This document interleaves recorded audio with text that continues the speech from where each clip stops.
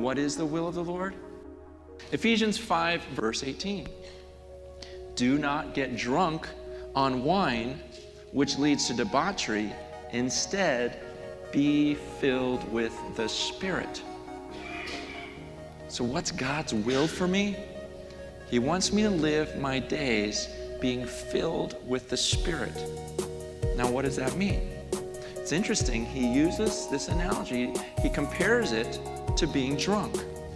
Okay, there was one time in my life. I was never a big drinker or anything like this, but there was one time, and it was after a Bible study. Okay, and it was an accident. It's always an accident, right? Okay. Now, I remember at that moment just being, I just can't control myself. I'm saying things that aren't like me. I'm acting, I'm just a complete idiot. And then I'm in this car, in the back seat, just acting like a total idiot, saying things, singing things, whatever. And then they dropped me off at my house, and I thought, oh no, I gotta go into my house. And my roommate's there, and he's a Christian, and he knows, I'm trying to, study for the ministry and live for God. And I thought, I gotta hide this. You ever try to hide being drunk? You can't. Even if you think you're doing a good job, you're the only one that thinks that, right? And I knew this. I go, there's no way I can hide this because I'm acting like such an idiot. He's going to see it. He's going to everything. So I remember just walking in the house and just going as fast as I could into my room, just getting in my bed and putting the covers over my head because I didn't even want him to see my face or anything.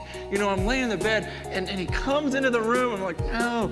And he tries to talk to me. And I remember even talking and just trying to say things as quickly as possible because I knew I was slurring everything. So I was like, hi, I'm good.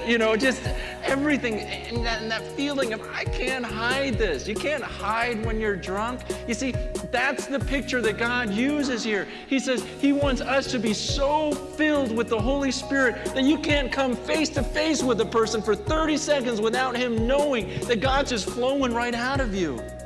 He says you be so filled with God's Spirit that everyone can see it in every action. Just like a drunk person can't hide his actions, can't hide the fact that alcohol is all through his system. He says, I want you to be that way with God. I want the Holy Spirit in your life so much that everyone that sees you, you'll have to cover yourself up with a blanket, and barely talk for them not to see God in your life. This verb here, when it says be filled with the Spirit, this is a command, and it's not a one-time command.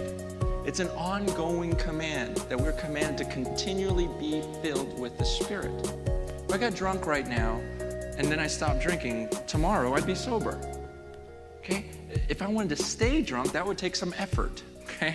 I gotta just keep it going, and that's the idea here, is it's not like you can come here on a weekend and say, wow, I'm so filled with God now, and then, you know what, tomorrow it'll be gone. And that's why it says continual command. No, you keep filling yourself with the Spirit.